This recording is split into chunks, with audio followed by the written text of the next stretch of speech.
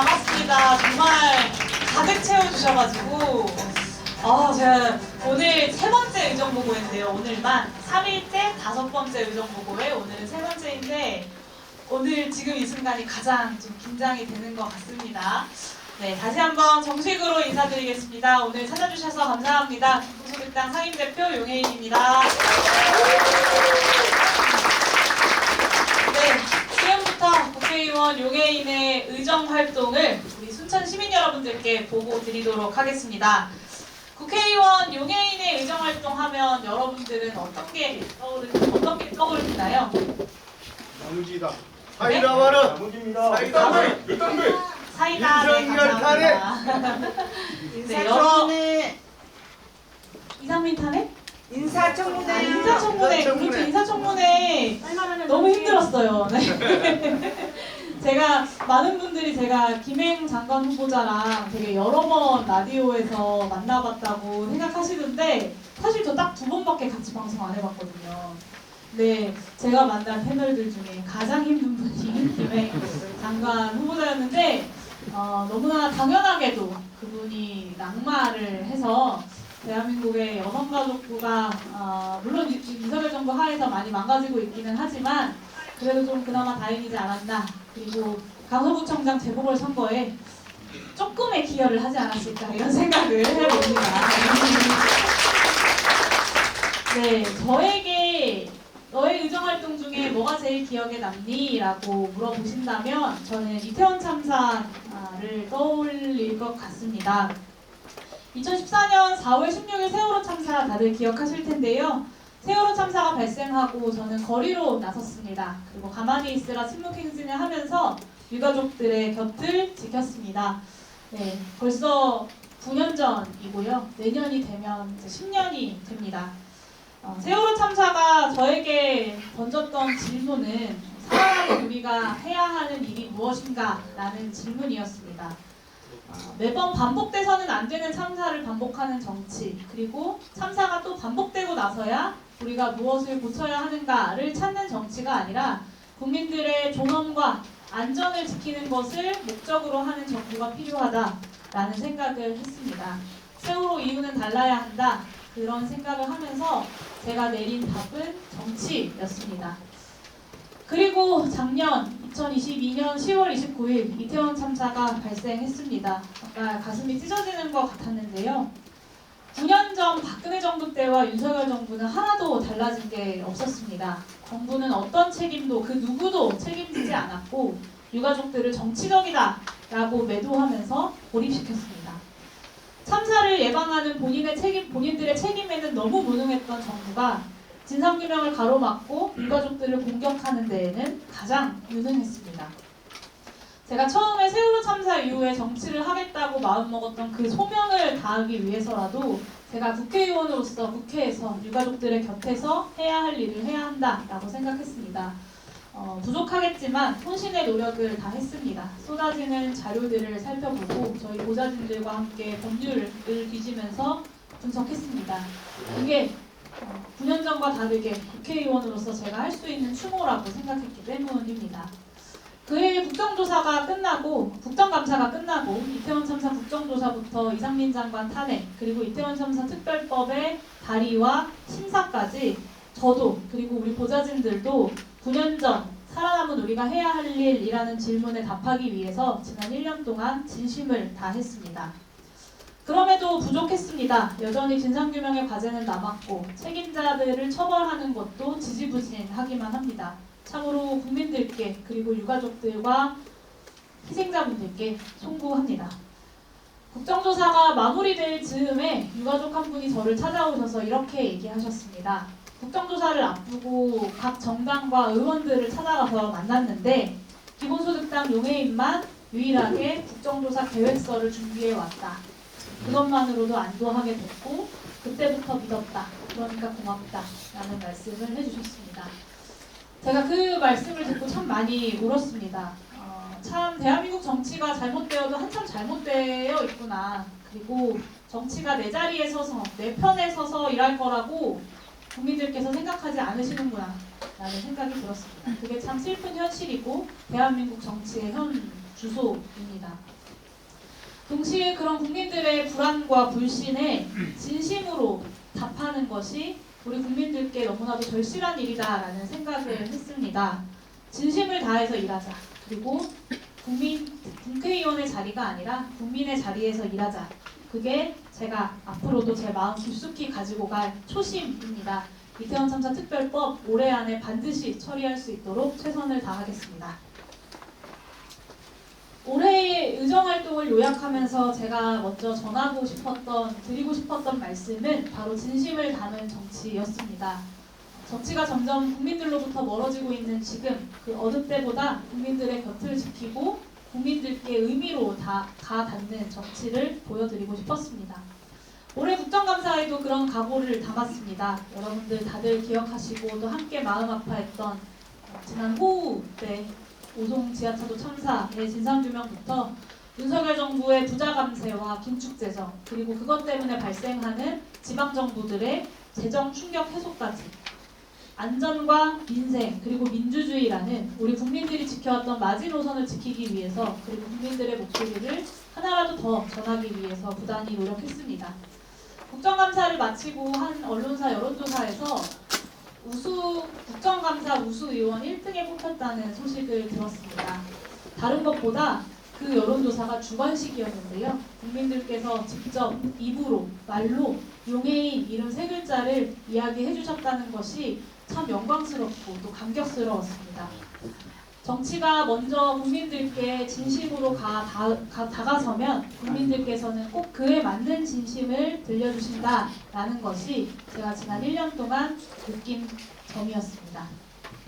국민들에게 보답하는 정치에 여전히 대한민국 정치가 가야 할 길이 있다는 희망도 얻었습니다. 그래서 저의 입법활동에 하나하나 진심을 담았습니다. 그리고 진심과 함께 미래를 담았습니다. 지난 3년 동안 제가 대표 발의한 법, 제가 만든 법이 40개 정도가 됩니다. 사실 법안 하나를 발의하려면 동의하는 국회의원 10명의 도장을 받아야 합니다. 근데 그 도장을 받는 게 국회의원 한석 있는 정당에서 참 쉽지가 않습니다. 그런 사정을 말씀드리면 많은 국민들께서 그래도 애썼다라고 말씀해 주시겠지만 솔직히 40여 개가 많은 숫자는 아닌 것도 사실입니다. 그럼에도 제가 발의한 법안들은 모두 기존의 정치가 다루지 못했던 그리고 상상조차 하지 못하고 또 외면해왔던 대한민국의 여러 문제들을 가장 현실적인 방식인 입법으로 풀어낸 것들입니다. 법안 하나하나가 대한민국의 민생과 또 미래에 대한 중요한 질문을 던져왔다라고 자부합니다. 대한민국 최초로 기본소득 공론화법 그리고 기본소득 탄소세법과 기본소득 토지세법을 발의해서 기본소득 입법의 기틀을 마련했습니다. 기본소득처럼 사회 전반을 뿌리부터 바꾸려는 정책을 도입하려면 그 무엇보다 국민들과 함께 수기하고 민주주의적 토론 과정을 거치는 것이 중요하다라고 생각했습니다. 그래서 민주주의자로서 제가 기본소득 공론화법을 발의하게 되었습니다. 그리고 토지는 우리 공동체가 함께 소유하는 그렇기 때문에 거기에서 나오는 이익도 우리가 공동체가 함께 나누어야 한다는 것은 당연한 이치입니다.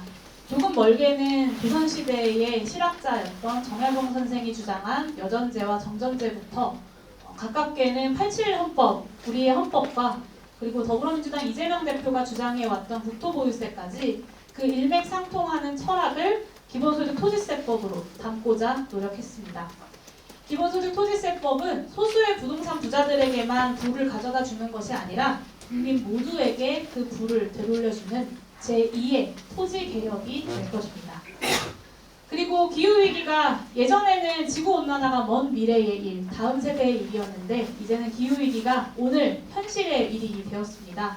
이 기후위기를 극복하기 위한 국제적 합의인 저탄소, 탈탄소 무역 체계에서 대한민국이 더는 외면해서는 안 되는 기본소득 탄소세법 역시 중요한 법안입니다.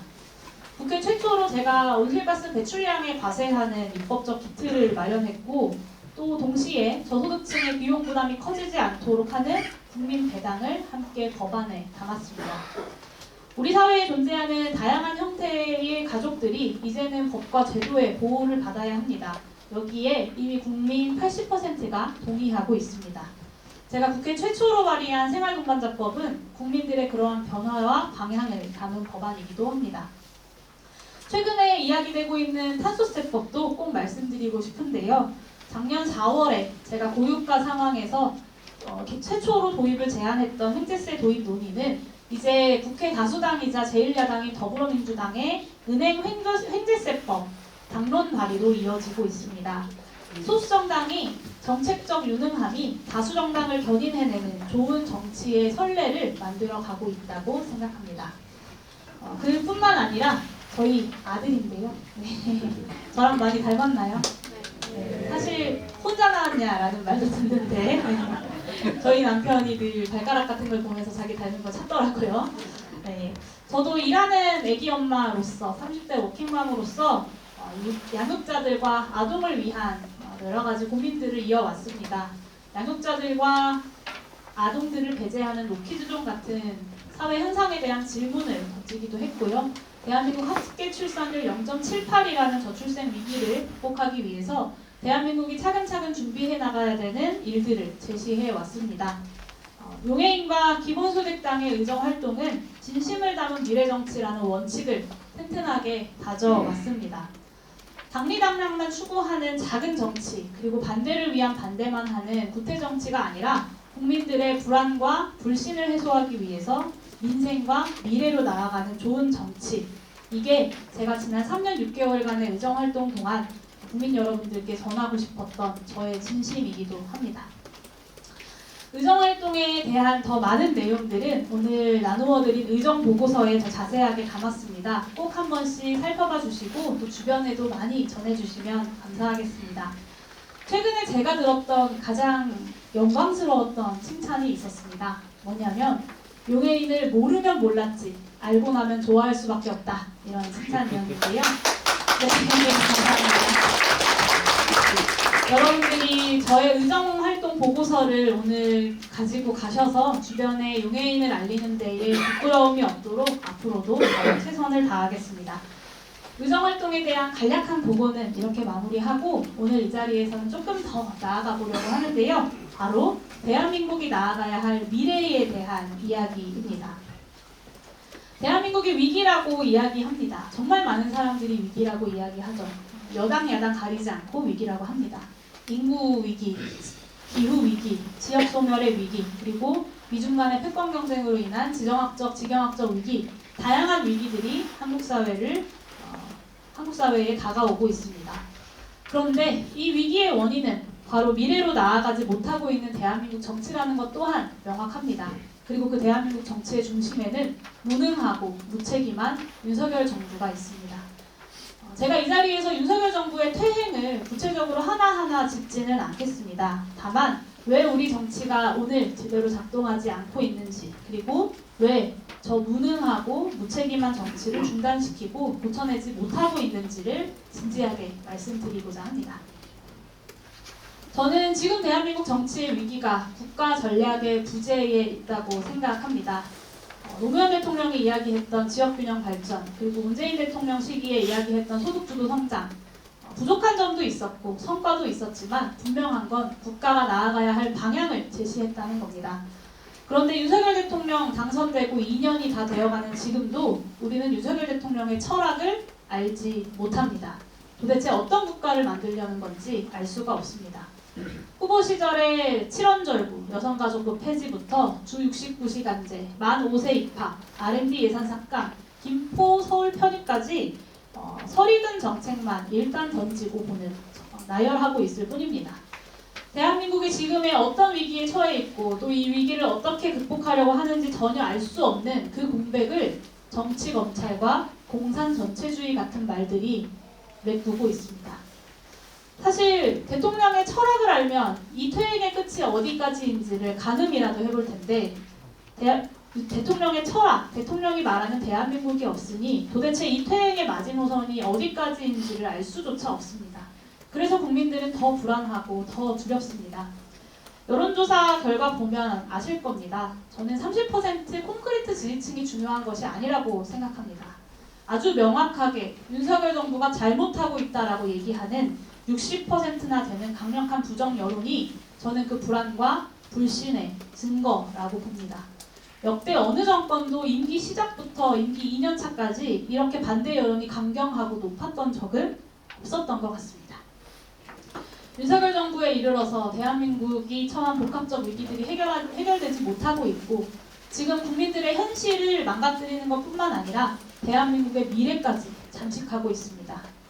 제가 오늘 정치의 위기를 말하는 건 윤석열 정권 때문만은 아닙니다. 이 윤석열 정권의 퇴행을 막고 무능과 무책임함을 끝내야 할 민주진보 정치 또한 이 국가 전략, 그러니까 대한민국이 어떤 국가로 나아가야 한다, 국가가 어떤 역할을 해야 한다는 대안을 제시하고 있지 못하다는 문제의식이 있습니다.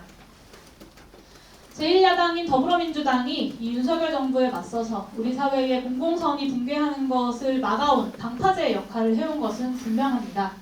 그러나 반윤석열을 넘어서서 촛불로 국민이 열망했던 개혁 정치에 닿지는 못하고 있는 것 같습니다. 이재명 대표가 성남시장 그리고 경기도지사 시절부터 과감하게 제시해왔던 기본소득 그리고 기본사회의 비전은 당내 갈등에만 휩싸여서 민주당의 중심으로 그리고 국가적 아젠다로 들어오지 못하고 있습니다.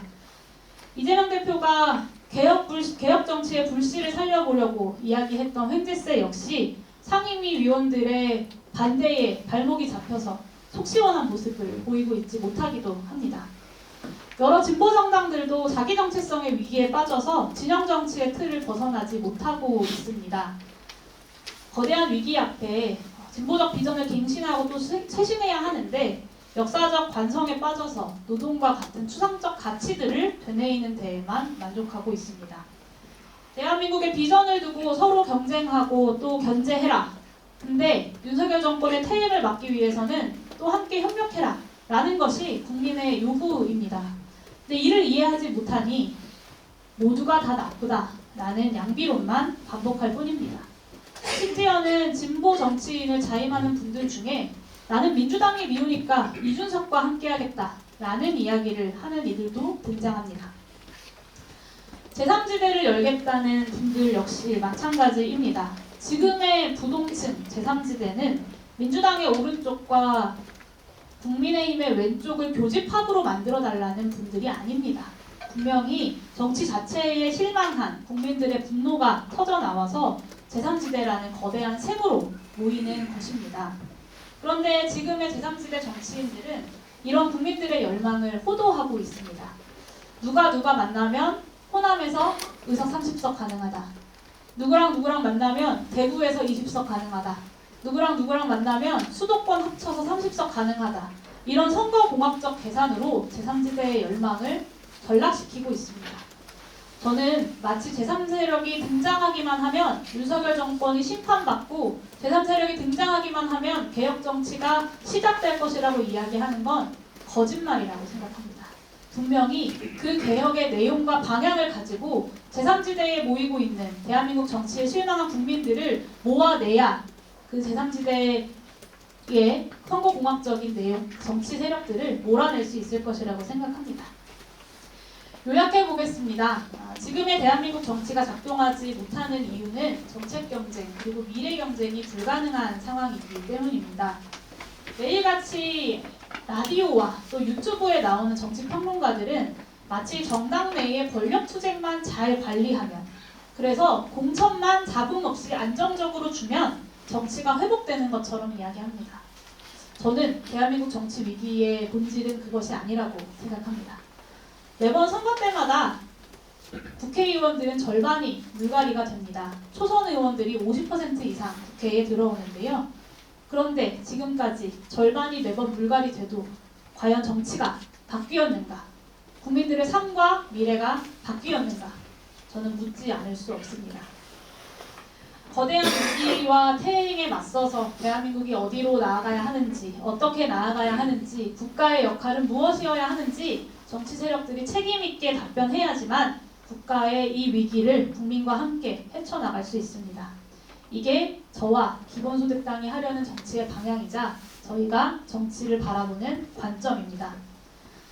다시 말씀드리면 국민들의 일상적인 불안을 해소하고 또 미래를 열어낼 정치를 제시하는 것이 대한민국 정치라는 위기를 극복할 유일한 대안이다 라는 말씀을 드리는 것입니다. 제가 최근에 제안드린 개혁연합신당 또한 이런 미래를 향한 정치를 만들어갈 담대한 연합의 기획인데요. 구체적이고 선명한 비전을 솔직하게 국민들께 그리고 또 책임있게 제시하자라는 이야기를 드리는 것입니다. 국민들의 열망이 분출하고 있는 제3지대에서부터 선거공학적 세력들을 모아내고 개혁의 내용으로 채워나간다면 저는 단숨에 대한민국 정치를 바꾸는 것도 불가능한 일은 아닐 거라고 생각합니다. 그리고 진보적 정권 교체도 불가능한 일이 아닐 거라고 생각합니다. 진심을 담은 정치를 넘어서 미래를 여는 희망으로 나아가고자 합니다.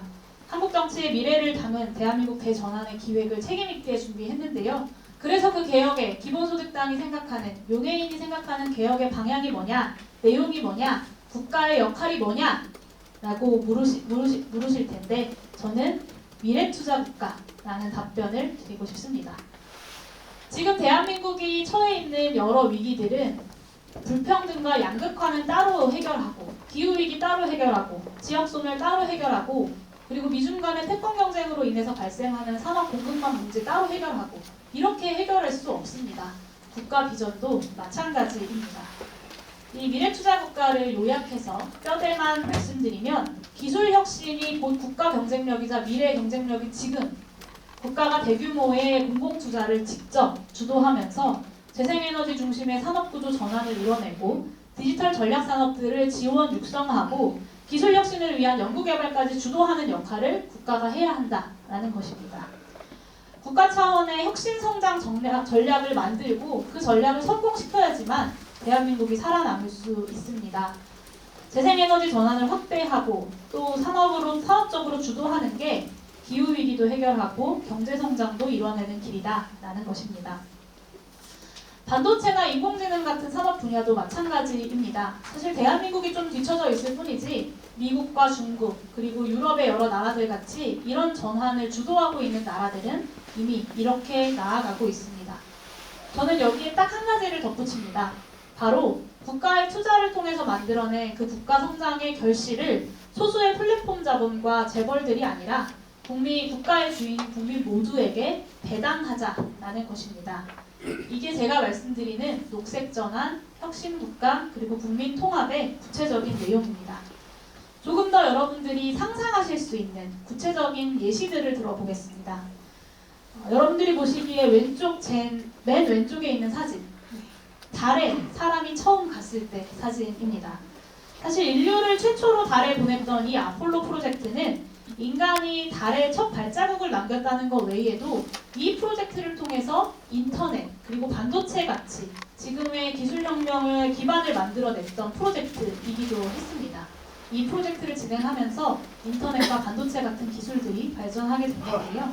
이 아폴로 프로젝트 민간 기업이 한 게 아닙니다. 국가가, 정부가 했습니다.